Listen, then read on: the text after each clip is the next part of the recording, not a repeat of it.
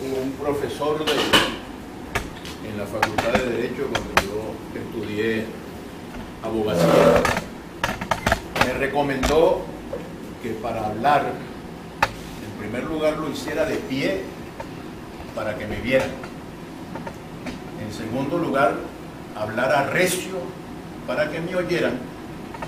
Y finalmente, que hablara breve para que me lo agradecieran. Entonces voy a ver si logro decirles los temas. Este tema de la crisis venezolana se puede tratar en muchas horas de conversación, pero intentaré decirlo de la manera más sintética posible. Escenarios. Pareciera que siempre debe haber por lo menos dos o más. Yo creo que hay uno solo posible, porque están dados todos los elementos necesarios para que se produzca el escenario del cambio. Tiene que haber un cambio en Venezuela. Y pareciera que se están dando todas las condiciones necesarias para que se produzca el cambio. ¿Qué características va a tener ese cambio? Nosotros hemos hecho, por nosotros quiero decir, un instituto de estudios políticos que se llama Instituto de Formación, Instituto de Promoción de Políticas Públicas, IFEDEC, creado hace más de 50 años por un gran estadista venezolano llamado Aristides Calvani, se llama IFEDEC. Y ahí hemos hecho un análisis de la situación y yo se los traje por escrito, de tal manera que lo voy a dejar aquí con los promotores, con Miguel Eduardo, perdón, señor, y con Eduardo, aquí no hay Eduardo Mato. El tema es que en Venezuela estamos sufriendo, contemplando, observando, padeciendo algo que nosotros hemos llamado la pentacrisis. Una crisis que tiene por lo menos 5 lados. Es una crisis multifacética, pero yo me voy a referir simplemente a los 5 aspectos que a juicio nuestro son los más neurálgicos, los más importantes. Primero, la crisis política. ¿Por qué hay una crisis política? 2 razones nada más de muchas que podría citar menciono. En primer lugar, el colapso de la arquitectura institucional del Estado venezolano. Simplemente el Estado no funciona. El viejo y sabio Montesquieu nos dijo que el poder se distribuía en 3 ramas fundamentales: la rama ejecutiva, la rama legislativa y la rama judicial. En Venezuela no hay rama ejecutiva, la rama ejecutiva no funciona.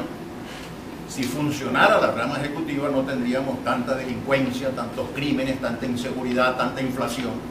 Es evidente que el gobierno no funciona. Pero además, el poder legislativo tampoco funciona. Durante los últimos 15 o 16 años, el poder legislativo fue incondicional de la rama ejecutiva, dejaba de cumplir su función de legislar. Las únicas leyes que aprobaba eran unas leyes en donde se delegaba el poder legislativo, el poder de legislar en el Ejecutivo, por tanto el legislativo no funcionaba.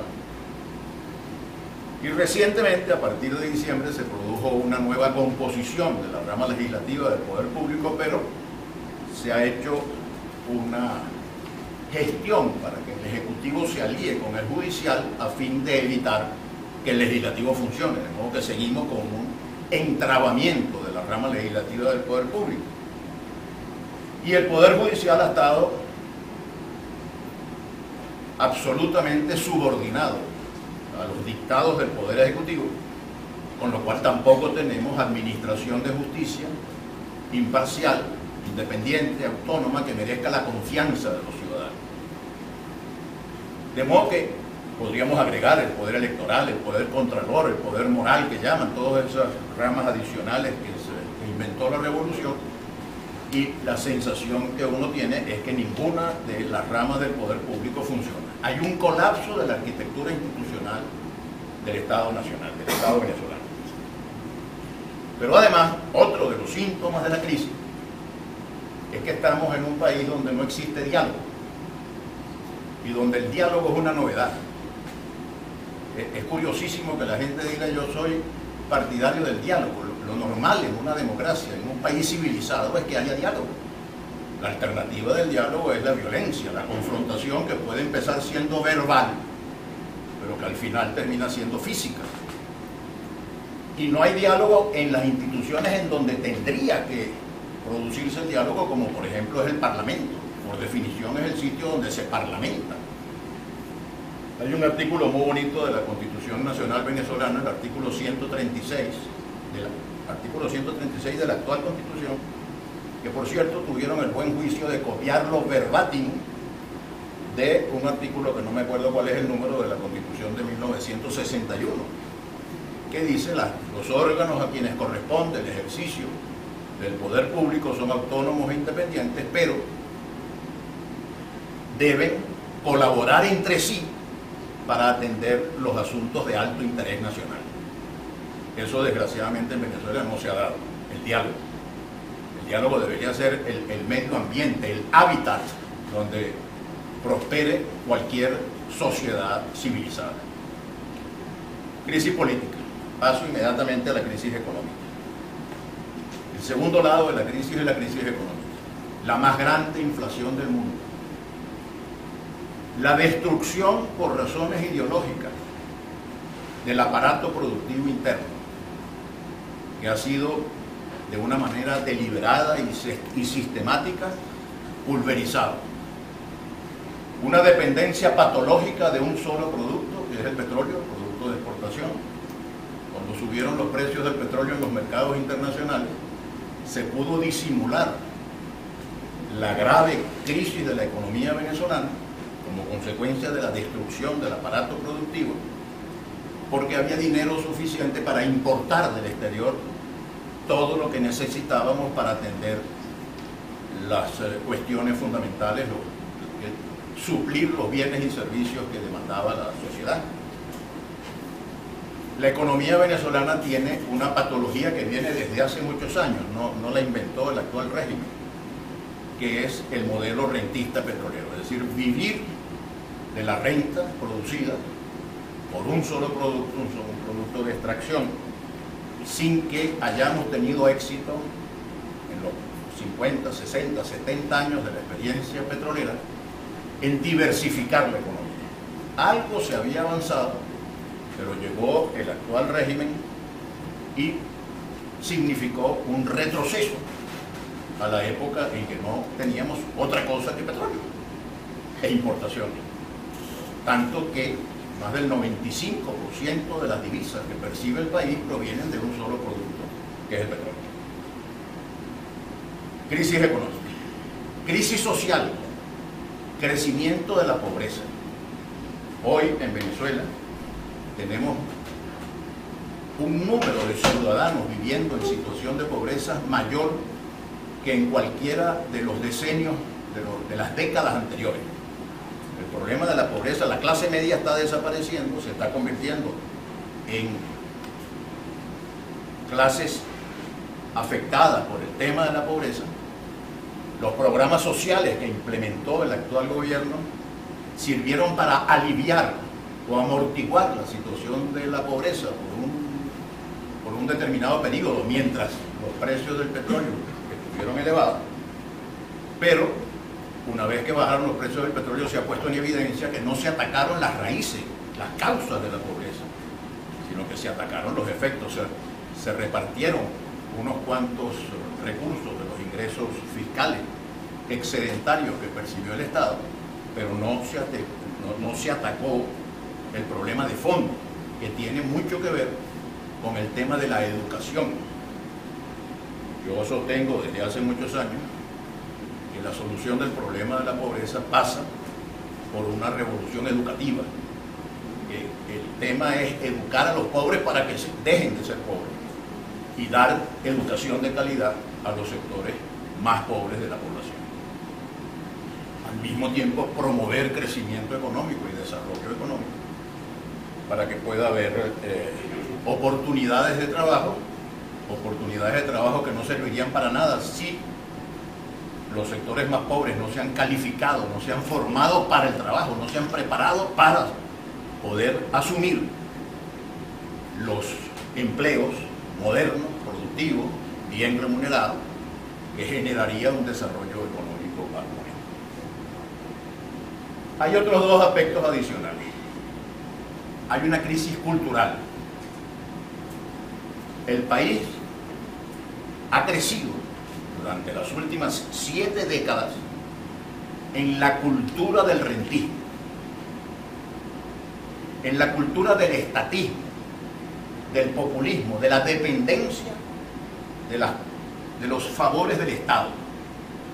El Estado manejado por los adecos o los copellanos o la dictadura de Pérez Jiménez o el chavismo, dispensador de favores, y una de las tareas más difíciles va a ser sustituir la cultura del rentismo por una cultura de la producción, de la productividad, de la responsabilidad, de la solidaridad, de la eficiencia, y de asumir los ciudadanos individualmente considerados o colectivamente o socialmente agrupados el protagonismo del desarrollo nacional y no estar esperándolo todo de la mano benevolente del Estado.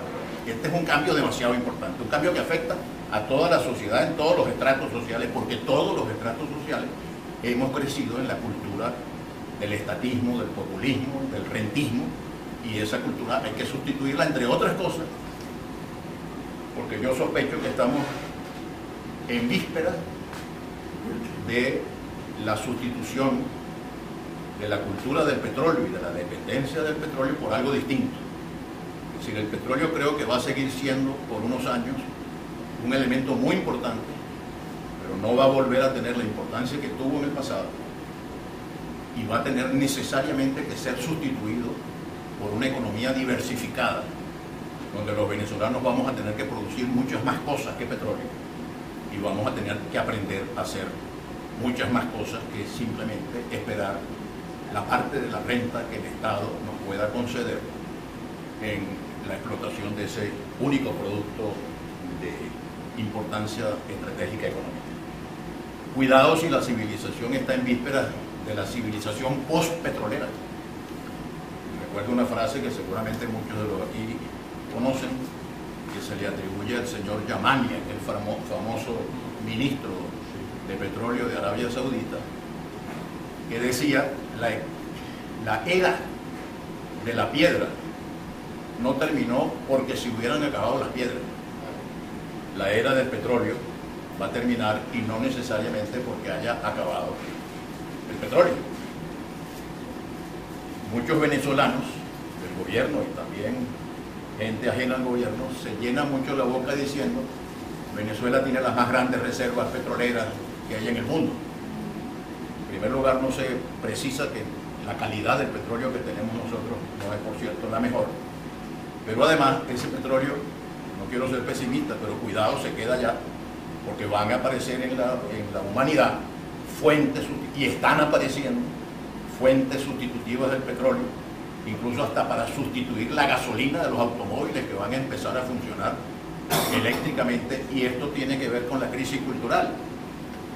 Viene una revolución tecnológica muy grande, y los países que tienen futuro son los países que logren ganar la batalla de la educación, de la ciencia, de la tecnología, de la informática, de las humanidades. Es decir, tenemos que ocuparnos del tema de la educación. Nos preciamos de tener las más grandes reservas de petróleo, pero no tenemos ninguna universidad venezolana inscrita en la lista de las mejores universidades, no digo yo del mundo, ni siquiera del hemisferio occidental, de América Latina. Me encantaría que figurara cualquiera de nuestras universidades, especialmente la rectora de todas nuestras universidades, que es la Universidad Central de Venezuela, como una de las universidades de más prestigio en el mundo, y otras universidades, pero el tema es que debemos ganar esa batalla. Finalmente, para terminar el pentágono, o la pentacrisis, hay una terrible crisis moral, que la cito en quinto lugar, pero cuidado si merece ser citada en primer lugar. Una crisis de valores, una crisis de ciudadanía. Hablábamos hace un rato del problema de que no tenemos ciudadanos sino pobladores. ¿Quién era el que decía esto? Uno del Cogollo, psiquiatra. Ajá. Pobladores, no tenemos ciudadanos. Y yo, por cierto, desde muy temprano en mi vida intenté enseñar a mis alumnos moral y cívica. Y aquí tengo un distinguido profesor universitario que, a pesar de que es mayor que yo, fue alumno mío, Ignacio Ábalos, que fue discípulo mío en moral y cívica. Por eso es tan buen ciudadano. Él no se ha dado cuenta de que es por esa educación primaria. Pero bueno, lo cierto es que tenemos una crisis moral. De la crisis moral podríamos hablar muy largo. Voy a hablar nada más que 2 puntos, porque yo tengo interés en no ser largo, no solamente para que me lo agradezcan, sino porque me parece que la parte más importante de este conversatorio es la conversación. De modo que me interesa mucho oír a los otros ponentes y la participación de todos ustedes. La crisis moral yo la tipifico en dos aspectos. La violación del más sagrado de los derechos humanos. ¿Cuál es el más sagrado de los derechos humanos? El derecho a la vida. Bueno, en Venezuela no se respeta el derecho a la vida. Es decir, hay un ambiente de irrespeto sistemático, colectivo, generalizado al derecho a la vida. Ya no solamente es que matan gente con una frecuencia inusitada, sino la manera como se mata a la gente. De modo que ese es uno de los derechos fundamentales. Otro derecho fundamental, que por supuesto tiene menos jerarquía que el primero que he mencionado, es el derecho a la propiedad. Y tampoco se respeta el derecho a la propiedad. ¿Cuántos robos, cuántos asaltos, cuántos atracos, cuántos secuestros, cuánta violación al derecho a la propiedad? Y el otro elemento que utilizo para tipificar la crisis moral es la gigantesca corrupción que existe. Corrupción hemos tenido siempre. Hay que ver los decretos de Simón Bolívar tratando de combatir la corrupción en la época de la República, cuando esta pobre República no tenía mayores recursos y sin embargo tenía mayor corrupción. Pero lo que ha ocurrido en los últimos años no tiene precedentes, es una cosa absolutamente descomunal, y eso tiene que ver con la formación moral del país, tiene que ver con la legislación. Porque en los países escandinavos no hay corrupción? En primer lugar, porque es muy difícil robarse algo. En Venezuela, por el contrario, es muy fácil. Es decir, lo difícil es no robarse. Con los sistemas de control de cambios y todas esas cosas, pues mire, todo está servido para que unos cuantos vivos se apropien de los recursos que el país necesita para su desarrollo. Entonces, es una situación escandalosa la que ha estado planteada como el tema de la crisis moral. Concluyo esta presentación, después de haber hablado de los elementos básicos, apuntando algunos criterios sobre cómo se resuelve la crisis. En primer lugar, cómo se resuelve el aspecto político de la crisis. Hay que fortalecer las instituciones. Entonces, un trabajo que tenemos todos los venezolanos, porque una cosa buena que ha producido estos años de crisis, a un precio, por cierto, demasiado elevado, es que hemos tomado mucha más conciencia política, hemos tomado mucha más conciencia de nuestra responsabilidad política como ciudadanos, todos los venezolanos. Estamos en este momento mucho más despiertos. Por ejemplo, lo que está pasando con el referéndum revocatorio demuestra que hay mucha más conciencia política de la que nunca antes hubo. Pero tenemos que trabajar por construir una arquitectura institucional sólida, moderna, democrática, donde prevalezca el Estado de Derecho, donde prevalezca la confianza porque se respetan las reglas del juego, donde haya un poder ejecutivo que gobierne, un poder legislativo que legisle y que controle la marcha de la administración, un poder judicial que administre justicia, que merezca la confianza de todos los ciudadanos, un poder electoral que merezca la confianza de los ciudadanos porque procede de acuerdo con la ley y respeta la voluntad del pueblo. Entonces, una de las asignaturas pendientes que tenemos, a la cual tenemos que dedicarle mucha atención, es a la arquitectura institucional del Estado democrático. También un tema que es muy importante, la descentralización. La tradición venezolana es una tradición de centralismo exagerado, y el Estado democrático moderno debe ser un Estado en el cual el poder sea compartido por una instancia central nacional, pero instancias regionales e instancias de gobierno local.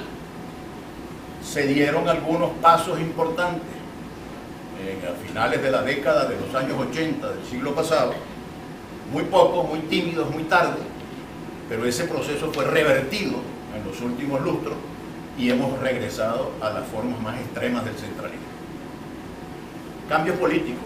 Otra cosa que tenemos que sembrar en la vida venezolana es la tolerancia, la disposición al diálogo, el respeto a la opinión ajena, la convicción de que no hay verdades reveladas que se impongan sobre todos los demás criterios, sino que hay que dialogar con los empresarios, con los trabajadores, con los sindicalistas, con la academia, con las universidades, con la iglesia, con las iglesias, con los partidos políticos.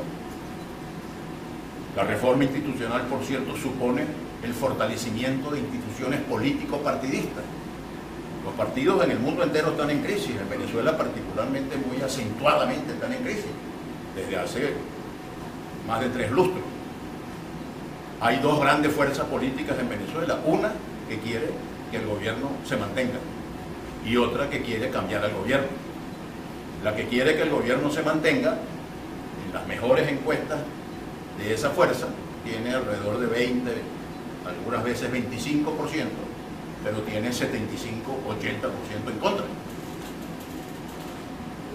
Los partidos individualmente considerados, en todas las investigaciones de opinión pública que yo he consultado, están en unos niveles muy bajos.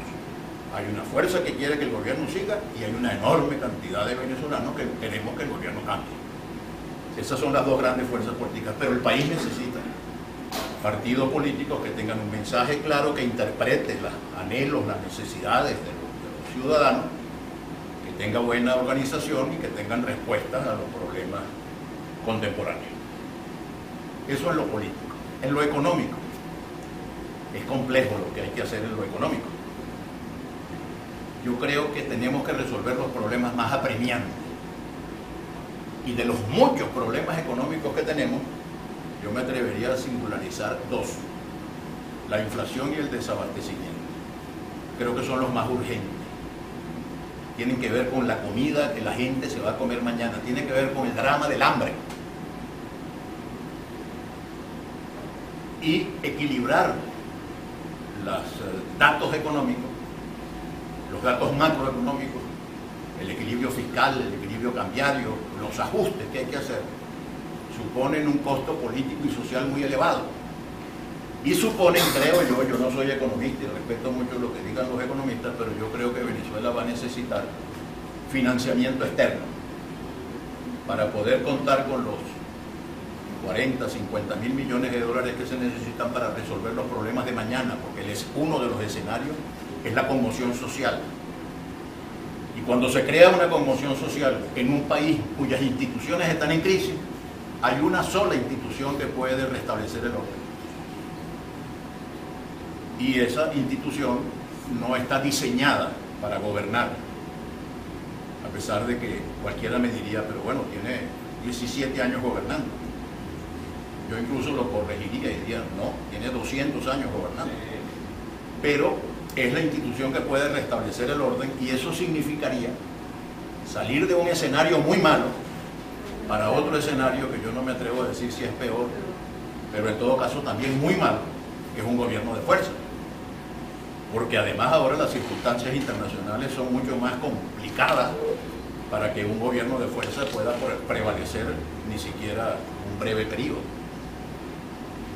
Ahora, es indispensable un esfuerzo de diálogo que permita hacer un gobierno muy fuerte. El actual gobierno es un gobierno sumamente débil. Quiero decirles que una de mis angustias es que no veo fácil construir una alternativa.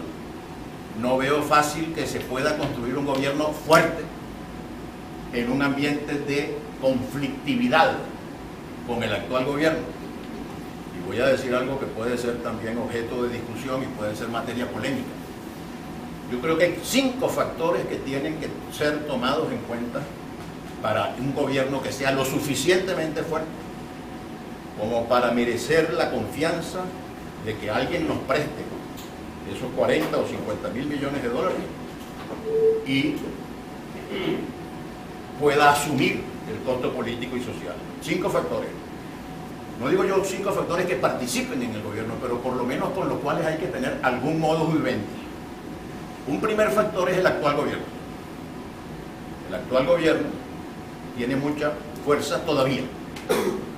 20%, 25%, 30%, porque también hay una cosa curiosa. Cuando le preguntan a la gente, ¿usted es chavista?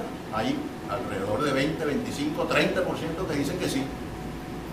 Y después cuando le preguntan, ¿usted está contento con el gobierno? No. O sea que hay un porcentaje importante de gente que se consideran chavistas que no están contentos con el gobierno.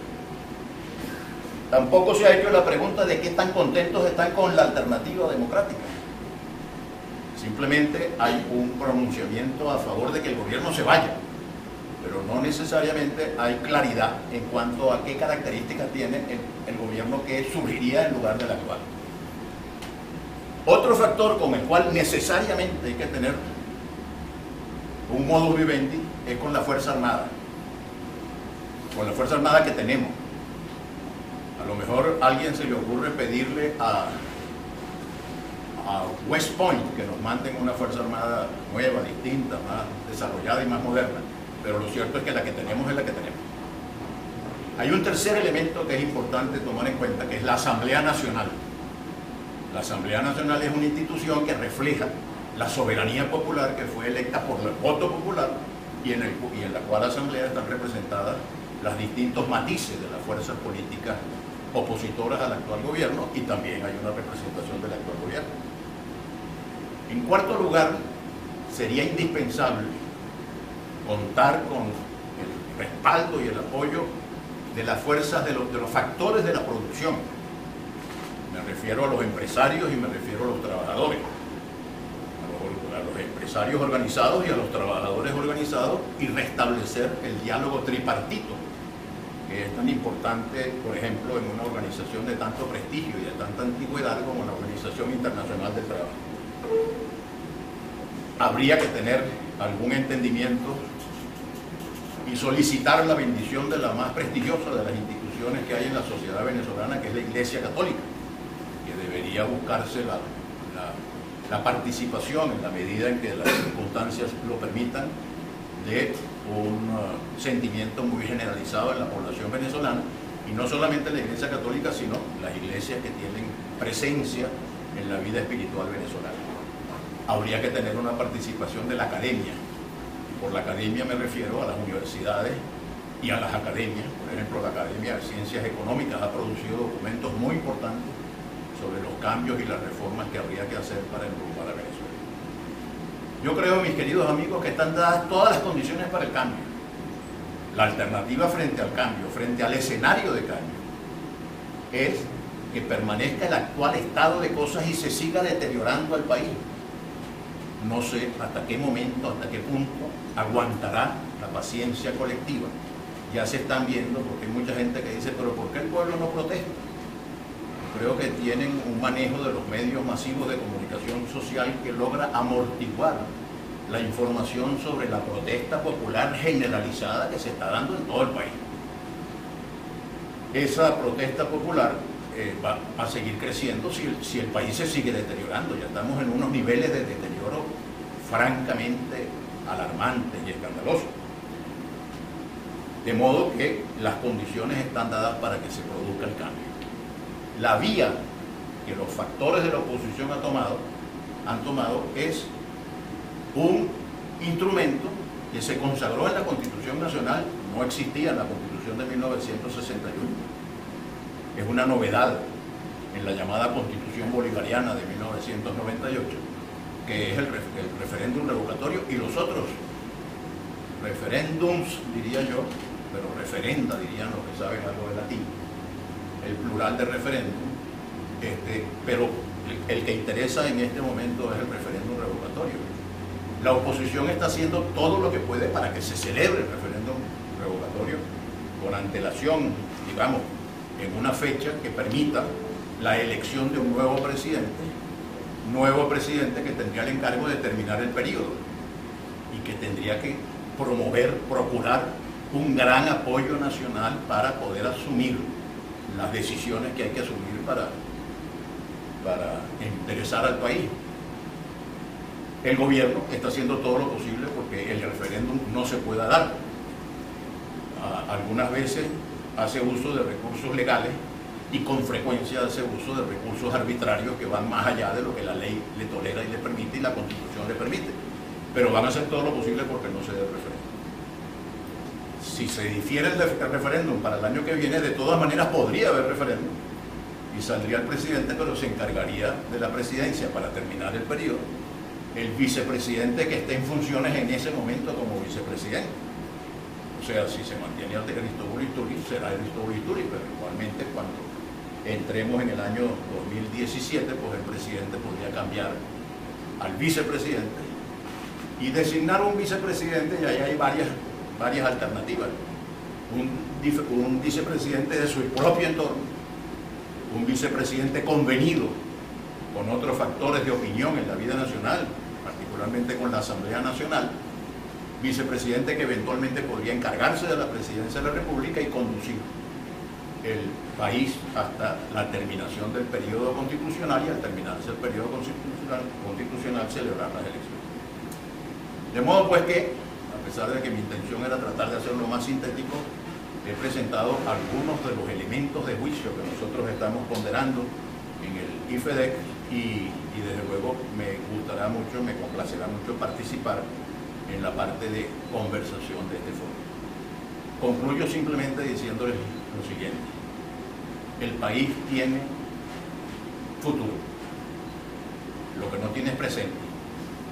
El presente está muy mal, pero una de las cosas que dicen es que cuando la situación está tan mala, las perspectivas futuras no son sino para mejorar lo malo que está el presente. De modo que yo confío que además lo veamos nosotros. Me cuentan de un diálogo que hubo entre dos expresidentes de la República poco antes de morirse. El presidente Caldera y el presidente Herrera se encontraron, y cuando ya Caldera se retiraba Herrera se retiraba de la visita que le había hecho Caldera, Caldera le preguntó: oye Luis, ¿cómo vamos a salir de eso? Y de esto. Y Luis Herrera, con su agudo sentido del humor, le dijo: yo no sé, Rafael, pero no te preocupes, porque ni tú ni yo vamos a ver el final de esto. En efecto, los dos se fueron sin ver el final de esto. Yo les quiero decir que yo espero que todos los que estamos aquí veamos el final de esto y el amanecer de una nueva realidad.